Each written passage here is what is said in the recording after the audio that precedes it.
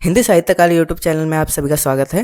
और यह है कक्षा 7वीं का वसंत भाग 2 का पार्ट 2 दादी माँ, जिसे शिव प्रसाद सिंह द्वारा लिखा गया है। और यह है उस कहानी का पार्ट 1। सबसे पहले हम लेखक का परिचय जान लेते हैं। लेखक का नाम है शिव प्रसाद सिंह। इनका जन्म 19 अगस्त 1928 को हुआ है। इनका जन्म स्थान है जलालपुर, उत्तर प्रदेश। शिक्षा, इन्होंने BA, MA और PhD की डिग्रियां हासिल की है। पुरस्कार, व्यास सम्मान, केंद्रीय साहित्य अकादमी पुरस्कार और शारदा सम्मान।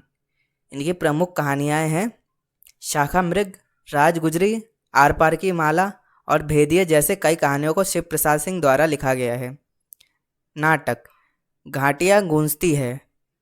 उपन्यास, नीला चांद, औरत, गली आगे मुड़ती है और शैलोश। इनकी मृत्यु 28 सितंबर 1998 को हुई है। अब हम अपनी कहानी पर आते हैं। कमज़ोरी ही है अपनी, पर सच तो यह है कि जरा सी कठिनाई पड़ते बीसों गर्मी, बरसात और वसंत देखने के बाद भी मेरा मन सदा नहीं तो प्राय अनमना सा हो जाता है।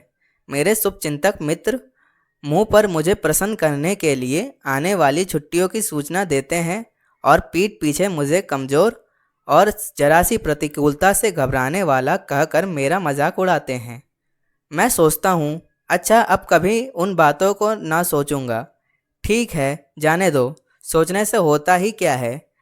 पर बरबस मेरी आंखों के सामने शरद की शीत किरणों के समान स्वच्छ शीतल किसी की धुंधली छाया नाच उठती है। मुझे लगता है जैसे क्वार के दिन आ गए हैं। मेरे गांव के चारों ओर पानी ही पानी हिलोरे ले रहा है। दूर के सिवान से बहकर आए हुए मोथा और साई की अधगली घासें, घेउर और बनप्याजा की जड़ें तथा नाना प्रकार की बरसाती घासों के बीच सूरज की गर्मी में खौलते हुए पानी में सड़कर एक विचित्र गंध छोड़ रहे हैं। रास्तों में कीचड़ सूख गया है और गांव के लड़के किनारों पर झाग भरे जलाशयों में धमाके से कूद रहे हैं। अपने अपने मौसम की अपनी अपनी बातें होती हैं। आषाढ़ में आम और जामुन ना मिले, चिंता नहीं। अगहन में चिवड़ा और गुड़ ना मिले, दुख नहीं। चैत के दिनों में लाई के साथ गुड़ की पट्टी ना मिले, अफसोस नहीं। पर क्वार के दिनों में इस गंधपूर्ण झाग भरे जल में कूदना ना हो तो बड़ा बुरा मालूम होता है। मैं भीतर हुड़क रहा था। 2-1 दिन ही तो कूद सका था, नहा धोकर बीमार हो गया। हल्की बीमारी न जाने क्यों मुझे अच्छी लगती है। थोड़ा थोड़ा ज्वार हो, सर में साधारण दर्द और खाने के लिए दिन भर नींबू और साबू। लेकिन इस बार ऐसी चीज़ नहीं थी। ज्वार जो चढ़ा तो चढ़ता ही गया, रजाई पर रजाई, और उतरा रात 12 बजे के बाद। दिन में मैं चादर लपेटे सोया था।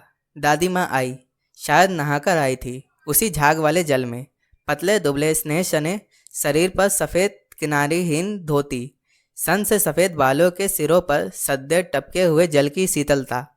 आते ही उन्होंने सर पेट छुए, आंचल की गांठ खोल किसी अदृश्य शक्तिधारी के चबूतरे की मिट्टी मुंह में डाली, माथे पर लगाई।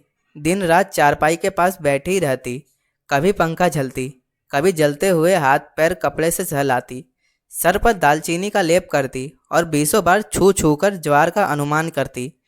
हांडी में पानी आया कि नहीं, उसे पीतल की छाल से छौंका कि नहीं, खिचड़ी में मूंग की दाल एकदम मिल तो नहीं गई है, कोई बीमार के घर में सीधे बाहर से आकर तो नहीं चला गया, आदि लाखों प्रश्न पूछ पूछ कर घर वालों को परेशान कर देती।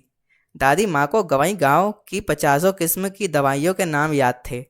गांव में कोई बीमार होता, उसके पास पहुंचती और वहाँ भी वही काम। दोपहर को मैं घर लौटा। बाहरी निकसार में दादी माँ किसी पर बिगड़ रही थी। देखा, पास के कोने में दुबकी रामी की चाची खड़ी है। सोना होगा धन्नो, रुपए मैं सूद के आज दे दे। तेरी आंख में तो शर्म है नहीं, मांगने के समय कैसी आई थी, पैरों पर नाक रगड़ती फिरी, किसी ने एक पाई भी ना दी। अब लगी है आजकल करने, फसल में दे दूंगी, फसल में दे दूंगी। अब क्या तेरी खातिर दूसरी फसल कटेगी? दूंगी मालकिन, रामी की चाची रोती हुई दोनों हाथों से आंचल पकड़े दादी माँ के पैरों की ओर झुकी। बिटिया की शादी है, आप ना दया करेंगी तो उस बेचारे का निस्तार कैसे होगा। हट हट, अभी नहा के आ रही हूँ। दादी माँ पीछे हट गई। जाने दो दादी, मैंने इस अप्रिय प्रसंग को हटाने की गरज से कहा। बेचारी गरीब है, दे देगी कभी। चल चल, चला है समझाने। मैं चुपके से आंगन की ओर चला गया। कई दिन बीत गए, मैं इस प्रसंग को एकदम भूल सा गया था। एक दिन रास्ते में रामी की चाची मिली। वह दादी को पूतो फलो दूधो नहाओ का आशीर्वाद दे रही थी। मैंने पूछा, क्या बात है धन्नो चाची? तो उसने विह्वल होकर कहा, उरीन हो गई बेटा, भगवान भला करे हमारी मालकिन का। कल ही आई थी, पीछे का सभी रुपए छोड़ दिया, ऊपर से 10 रुपए का नोट देकर बोली, देखना धन्नो, जैसी तेरी बेटी वैसी मेरी, 10 5 के लिए हंसाई ना हो। देवता है बेटा देवता। उस रोज तो बहुत डांट रही थी। मैंने पूछा, वह तो बड़े लोगों का काम ही है बाबू, रुपए देकर डांटे भी ना तो लाभ क्या। मैं मन ही मन इस तर्क पर हंसता हुआ आगे बढ़ गया। दादी माँ पार्ट 2 देखने के लिए आई बटन पर क्लिक करें और पार्ट 2 ज़रूर देखें। वीडियो देखने के लिए आप सभी का धन्यवाद। वीडियो पसंद आया हो तो वीडियो को लाइक और चैनल को सब्सक्राइब जरूर कर दें। जय हिंद।